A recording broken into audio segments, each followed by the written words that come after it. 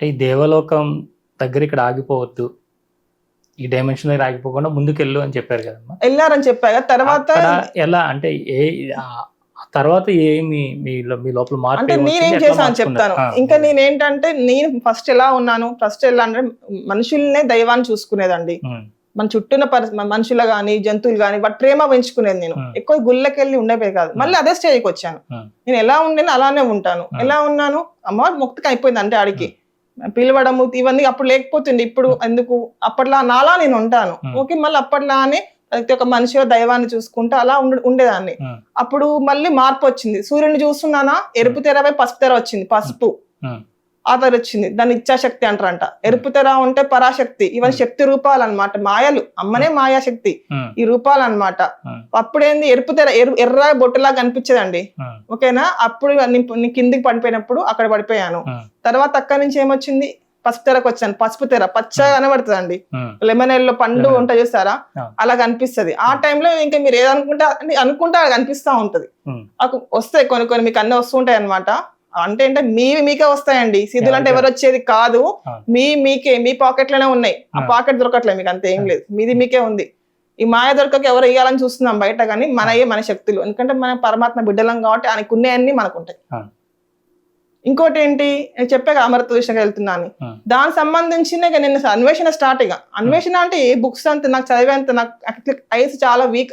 చెప్పాలి అంటే బాడీ చాలా సెన్సిటివ్ అవుతుందండి. అప్పటికంటే విపరీతమైన సెన్సిటివ్ అవుతుంది. సెన్సిటివ్ అవుతుంది, చుట్టూ సపోర్ట్ గా ఉంటుంది లేండి. నాకేదో బలవంతంగా అట్లా ఏమి ఉండట్లేదు. సెన్సిటివ్ అయ్యి ఎలా ఎంత సెన్సిటివ్ అంటే చిన్న చిన్న శబ్దాలు వినపడము, చెట్ల నుంచి తరంగాలు పంపిస్తా ఉంటాయి, పొంగ సౌండ్. ప్రతి ఒక్క సౌండ్ క్లియర్ గా వినిపిస్తుంటది అండి. అసలు అంత సెన్సిటివ్ అవుతాం. అది మనం స్ట్రాంగ్ అనుకుంటే సెన్సిటివ్, అది మీ ఇష్టం. అది ఇంకా అంత సెన్సిటివ్ అసలు ఒకసారి ఈ ఓన్స్ ఉన్నాయా లేవా అనిపిస్తుంటది, అంత సెన్సిటివ్ అయిపోతాం. ఇంకోటి చూపు కూడా ఎట్లా అంటే సినిమాలు ఎక్కువ చూడలేకపోతున్నా, ఆ సౌండ్ పడట్లేదు. కాకుంటే క్లియరెన్స్ చాలా ఉంటదండి. ఇంతమంది కనిపించే దానికంటే దాని వెనక ఉన్నదో కనబడుతుంది. చెప్పాగా మీకు, కాంతిలా కనిపిస్తున్నాయి అని. చిన్న చిన్న వస్తువులు కాంచి క్లియర్ గా కనిపిస్తుంది నాకు. కాకుండా సెన్సిటివ్ అవుతుంది, ఎక్కువ స్ట్రెయిన్, సౌండ్ పడట్లేదు, ఇవన్నీ ఉంటుంది చాలా. తర్వాత అసలు ఎందుకు మెడిటేషన్ బంద్ చేసా అంటే ఓవర్ శక్తి అవుతుంది. అంటే కూర్చొని మెడిటేషన్ చేస్తున్నాను, అక్కడికి వెళ్ళి అక్కడే అవుతున్నాను, కానీ ఓవర్ ఎనర్జీ వస్తుంది. ఎనర్జీ ఎంత వస్తుంది అంటే నీ చుట్టూ నెగిటివ్ పాజిటివ్ అన్ని లాగేస్తున్నాను నేను. నా బాడీ నా కంట్రోల్ దాటింది. నా బాడీ కంట్రోల్ దాటే శక్తి నాకు అవసరం లేదు కదా. ఆటోమేటిక్ గా లోపల కుండలే వస్తుంటది పోతుంటది. మన శక్తి రూపంలో కాదు, మనం జ్ఞానం తెలుసుకోవాలి. అసలు అమృత దేశంకి వెళ్ళాలి. అటు నాకు అడుగులు అడ్డుపడిపోయా. ఈ తర్వాత ఇది ఏంటంటే నా కంట్రోల్ నాకు ఉండట్లేదు, బాడీ స్టేబుల్ ఉండట్లేదు. ఇది బంద్ చేశాను ఇంకా మెడిటేషన్ అమరత్వం దిశగా. అసలు ముక్తి ఏంటి, మోక్షం ఏంటి, అప్పటి నాకు వీటి గురించి కూడా తెలియదు. ఆ దిశగా నాకు తెలుస్తుంది. నేను వెళ్ళుకుంటే జాగృతి అయితేనే ముక్తి మోక్షం వచ్చేస్తుంది అనుకుంటారు కదా, మరి అలా రాదా? కుండలి జాగృతి ముక్తి మోక్షం అని అంటారు. అది నీకు పర్సనల్గా ఒకటండి. ఒక స్టెప్ ఎక్కుతా ఉంటేనే మనకి తెలుస్తా ఉంటది. చెప్పే ఫస్ట్ పైకి వెళ్ళింది, పాస్ మార్కులు పడితే పైకి వెళ్ళిపోతుంది, సహస్రారంకి వెళ్ళిపోయింది. మళ్ళీ వచ్చి పడిపోయావా కిందికి, పడిపోయావంటే దేనికి పడిపోయావా అని తెలుసుకున్న వాళ్ళు తెలుసుకుంటారు. అక్కడ బాగున్న వాళ్ళు అక్కడే ఉంటారు. దాన్ని ఏమంటారు, పరాశక్తి అంటారు. అంటే వీళ్ళు గురువుల్లా అయిపోవడం, లేక భక్తుల వాళ్ళ దగ్గర రావడము, లేకుంటే అలా నడుస్తూ ఉంటది. నాకు అది ఇష్టం లేదు, కలవడం ఇష్టం లేదు, ఇవన్నీ ఇష్టం లేదు నాకు. ఎందుకంటే నేను అలానే ఉండాలి. నేను ఇంకో అంటే నాకు చీరలు కట్టుకొని వేరే అమ్మ వాళ్ళ ఎందుకు అవ్వాలి, నేను లక్ష్మిలానే ఉంటా అయిపోతుంది. నేను అలానే ఉంటాను, వద్దు. నాకు అనిపిస్తుంది లోపల నుంచి కూడా ఇక్కడ ఆగకు, ముందుకెళ్ళు అని చెప్తుంది. ఏంటి అంటే మళ్ళీ హింస మాత్రమే వస్తుంది, మనం సెర్చ్ చేసుకోవాలన్నమాట. తర్వాత చెప్పి అమృత దిశగా వెళ్ళడము, ముక్తి మోక్షం, అసలు ముక్తి ఏంటి, మోక్షం ఏంటి, ఏం నడుస్తుంది ఏంటి అని చెప్పేసి ఇంకా ఆ దిశలో ప్రయాణం స్టార్ట్ చేశాను. అదొక సముద్రం. ఇంకా ఇలా అయిపోయింది కదా, అందరిలాగా మారుతున్నా అని చెప్పేసి. ఒక టైంలో ఏంటి, వీడియోస్ వింటుంటే వీడియో చెప్పే అతను నాకు పక్కన కూర్చొని చెప్తున్నాడు. నేను ఆయన చూస్తున్నాను. మామూలుగా ఆడియో పెట్టుకుంటా అండి, వింటా. ఎక్కువ ఫోన్ ఏంటంటే ఫోన్ ఆఫ్ లోనే ఉంటది, వేరే ఫోన్ లో ఓన్లీ సిమ్ కార్డ్ ఉండదు, జస్ట్ ఓన్లీ ఆడియో, అడ్వర్టైజ్మెంట్స్ కూడా రావు. వింటా ఉంటానా, ఇక వినడం కాదు, డైరెక్ట్ మనిషి కూర్చొని చెప్తున్నాడు పక్కన, ఇట్లా చూస్తున్నా అని చెప్తున్నాడు. అట్లా సోల్ టు సోల్ కనెక్షన్ అయిపోతుంది అందరితోని. సోల్ కనెక్షన్ అవడం వల్ల ఏంటి, కనెక్ట్ అవడం కాదు, వాళ్ళు వచ్చి నాకు కనబడుతున్నారు కూడా. ఆ స్టేజ్ అయిపోయిందా. నెక్స్ట్ డాడీ లైబ్రరీయన్ యాక్చువల్ గా. మా ఇంట్లో నుంచి ఎప్పుడో బుక్స్ ఉండే కానీ ఎప్పుడు నేను వాటిని పట్టించుకోలేదు. కొన్ని బుక్స్ అట్రాక్ట్ చేస్తున్నాయి, ఏంటి చేంజ్ చేస్తుందని చెప్పేసి రామ్తా బుక్ దొరికింది. 20 years బ్యాక్ బుక్ ఏమో అది. ఏందని చదువుతున్నాను. నాకు అతను ఎవరు నువ్వు అంటే నేను రామ్తా అని చెప్తున్నాడు. ఒక చదువుతుంటే నాకు అదేంటంటే నాకు కావాల్సిన ఆహారం దొరికినట్టుగా నాకు ఒకటి అంటే నాకు తెలుస్తుంది కదా, క్లారిటీ ఓకే అర్థమవుతుంది. ఆ గ్యామ్ తెలిసిపోయింది అనమాట, ఓకే అని చెప్పేసి. నెక్స్ట్ కొన్ని ఉపనిషత్తులు అని చదవలేదని కాకుండా వీడియోలో చెప్తా ఉంటారు కదా, ఆ చెప్తా ఉండి లోపల మళ్ళీ సేమ్ గైడెన్స్ ఇస్తుంది అనమాట దైవము. నాకేం డౌట్స్ వస్తే గైడెన్స్. ఒకసారి ఏమైంది, నాకు చెప్తున్నాడు దేవుడు, ఏమని చెప్తున్నాడు, ఇప్పుడు నువ్వు లక్ష్మి, మా ఫాదర్ ని చెప్పించాడు, మీ ఫాదర్ ఒకటి నువ్వు ఒకటి, 1+1 ఇద్దరు ఎంత అని అడుగుతున్నాడు. ఇద్దరం కదా అంటే, ఇద్దరు కాదు, మీరు 2 కావచ్చు, 3 కావచ్చు, 4, మళ్ళీ ఇద్దరు కలిసి 1 కావచ్చు. అంటే అందరిలో ఉన్న సోల్ ఉంటుంది చూసారా అంటే, ఆత్మ అనేది వేరు వేరు కాదు, 2 కలిపి 1 అవ్వచ్చు. అంటే ఎట్లా అంటే కంప్లీట్ గా ఏకత్వ భావం చెప్పేస్తున్నాడు నాకు. నేను ఏకత్వ భావానికి వెళ్తున్నాను, అది తెలుస్తుంది ఆటోమేటిక్ గా. నా బాడీ అందరితో స్ప్రెడ్ అయిపోయి అందరి ఫీలింగ్స్ వెళ్ళడం ఇట్లా స్ప్రెడ్ అయిపోతుంది. నేను అనుకుంటే వాళ్ళకి కాల్ చేయడము, కనిపించడము, వాళ్ళని గట్టిగా అనుకుంటే నేను కాల్ చేయడము, తెలియని వాళ్ళు తప్పనకుంటే దైవం నన్ను కల్పిస్తుంది, వాళ్ళకి కావాల్సిన జ్ఞానం చెప్పిస్తుంది. చెప్తున్నాను, ఎంత అవాయిడ్ దూరంగా ఉందామనుకున్నా నడుస్తా ఉంది, తప్పట్లేదు. ఎందుకంటే నా మార్గం నాకు వెళ్ళాలని అనుకుంటా కదా. ఇవన్నీ ఏంటంటే ఒక మాయలు, భ్రమ, అంటే అట్రాక్షన్స్, అవి అవసరం లేదు. అవన్నీ దాటే లైఫ్ లో ఇక్కడికి వచ్చా అండి. విరక్తి వైరాగ్యం వచ్చాక మళ్ళీ సింపుల్ గా అర్థమవుతుంది, ఇది ఒకటి మాయ, అవసరం లేదు. అంటే మనం చెప్తే ఒక ఎగ్జాంపుల్ చెప్తున్నా అండి, రియల్ లైఫ్ లో చెప్తున్నాను. మనం మామూలుగా ఏంటండి, ఒక ఫోన్ కొంటున్నారు ఈ కాలంలో పిల్లలు, మనీ లేకుంటే ఈఎంఐ తీసుకొని కొంటున్నారు.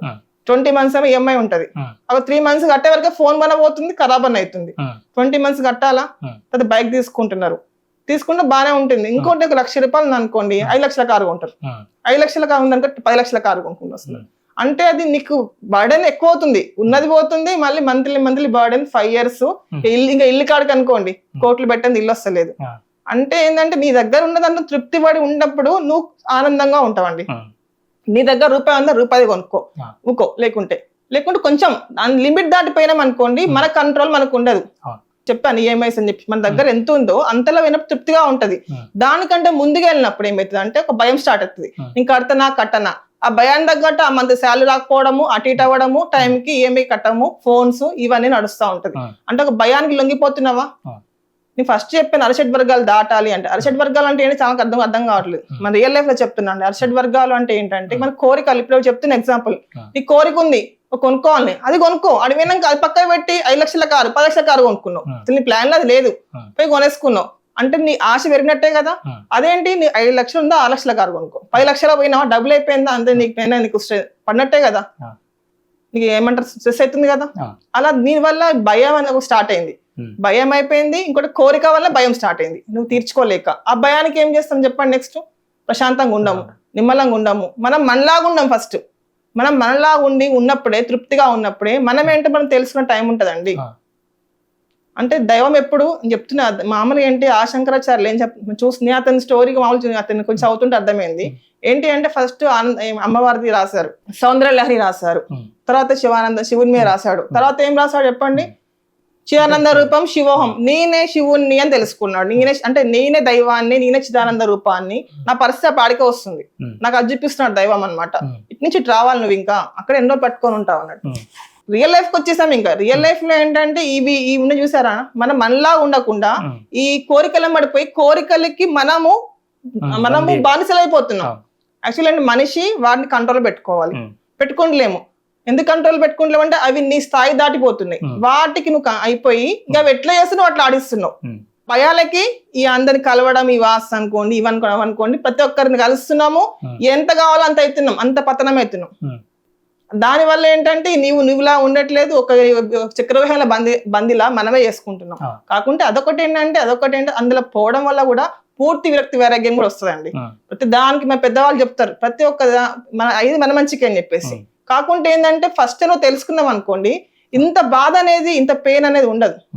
ముందే తెలుసుకొని అంటే ఒకసారి ఈఎంఐ కట్టినావు, నీకు అర్థం కావాలి చాలా ప్రాబ్లం ఉంది అని చెప్పేసి, ఒక బండి కొను అర్థమైంది, మళ్ళీ ఇంకోటి తీసుకోవాలి, ముందుకెళ్ళినావు అంటే నువ్వు లెసన్ ఏం నేర్చుకున్నట్టు జీవితంలో. ఒక పాఠం నేర్చుకున్నప్పుడు ఆ పాఠం తగ్గట్టు నువ్వు ముందుకు స్టెప్స్ వేయాలి. నీ మళ్ళీనేవే అందులో బొందల పడతా అంటే ఎవరు ఆపం కదా. అంటే దేవుడు ముందు నీకు చూపిస్తాడు, ఒక లెసన్ చెప్తాడు, ఆ లెసన్ విన్నాక నువ్వు ఏ దారిలో వెళ్తావో నువ్వు ఎంచుకుంటూ వెళ్ళాలి. లేకుంటే ప్రయాణం అనేది ఇంకా టైం అనేది ఎక్కువ అవుతా ఉంటది. నువ్వు చేరుకునేది గమ్యస్థానము ఇంకా లేట్ అవుతుంది. ఈ జన్మలో ఏదో ఇంకో జన్మ పట్టచ్చు, ఇంక పట్టచ్చు. కానీ ఆ దైవం తపన బాగుంటది. చిన్నపిల్లలు పోతుంటే తీసుకొచ్చి పక్క మధ్యలో పెడతామా, అట్లా అని మన దారిలో పోతే తెచ్చి మధ్యలో పెడుతూనే ఉంటాడు. కాకుండా ఒకటండి, దైవమైన ఎవరైనా దేవుడైనా వచ్చిన డైరెక్ట్ మార్చలేడు, మీకు దారి చూపిస్తాడు, మీరు వెళ్ళాలి. మీకు ఆకలి వేసిందా మీరే తినాలి, వేరే వాళ్ళ మీ ఆకలి తీరదు కదా. సో మీరే మీకు చూపిస్తున్నాడు, తెలుసుకోవాలి, ఆ మార్గంలో వెళ్ళాలి. ఆ మార్గంలో వెళ్ళినప్పుడే ఈ ప్రాబ్లమ్స్ అన్ని స్టార్ట్ అవుతున్నాయి.